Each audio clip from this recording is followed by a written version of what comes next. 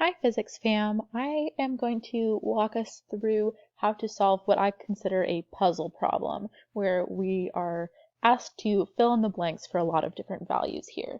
So the main equation that we're going to be using is Newton's second law, so we have F equals ma. We're also going to be using our friction equation, so our force of friction is going to equal our coefficient of friction times our normal force. So when we go through this problem, the first thing that I would like to do is solve for our normal force.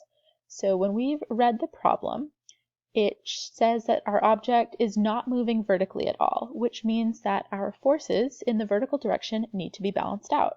So when we add up all of our forces in the y direction, and set them equal to mass times acceleration, there is no motion whatsoever in the vertical direction, so our acceleration would have to be 0. So we're going to add up all of our forces, set them equal to 0 because they are balanced. There's no change in motion vertically. So we have normal force in the positive direction, and then we are going to add our weight force, which is in the negative direction. So from here, we can say that our normal force is equal to our weight force. So if our weight force is 310 newtons, our normal force will also be 310 newtons. Next, I'm just going to go right down the line. We're going to solve for our mass. So we can find our mass using our weight force equation, which I didn't list previously.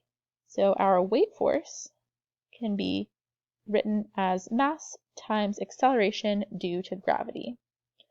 So our weight force is 310 newtons. We're solving for our mass, and little g is 9.8 meters per second squared. So we can go ahead and solve for mass, and that ends up being 31.63 kilograms. So we can go ahead and put that one in our chart as well. The next variable that we're solving for is acceleration. Unfortunately, the only equation that we can use given the information is Newton's second law, but we don't actually have net force yet. So we're going to have to skip acceleration and come back to it. We're going to go ahead and solve for our net force first. So we've already determined that in the vertical direction, all of our forces balanced out, had static equilibrium. We're going to have those equal to 0. But in the horizontal direction, we are moving. So we can add up all of our forces in the x direction and set those equal to mass times acceleration. So our net force, or our sum of forces, is going to be our force applied in the positive direction, and then we're going to add our friction force in the negative direction, and that will give us our net force. So we have 20 newtons to the right, and we have 8 newtons to the left, so our net force will end up being 12 newtons.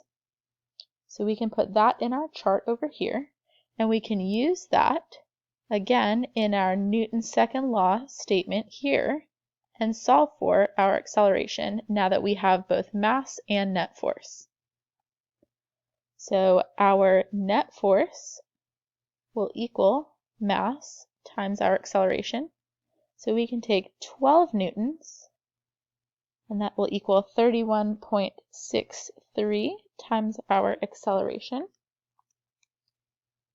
So our acceleration ends up being 0.38 meters per second squared. So we are almost done here. Now we just need to solve for our coefficient of friction. It's our last unknown. So if we go ahead and use our friction equation, we should be able to solve for that quite easily. We know that our force of friction is 8 newtons, and we're solving for the coefficient of friction, our Greek letter mu, and then our normal force we solved for up here as 310 newtons. So we can plug those in. 8 newtons equals mu times 310 newtons. So 8 divided by 310 gives us a very small mu value, 0.03 for our mu. And again, that won't have any units because it is a ratio between two values that have the same units. So 0.03 is our final answer. And now we've solved for everything that our problem has asked for.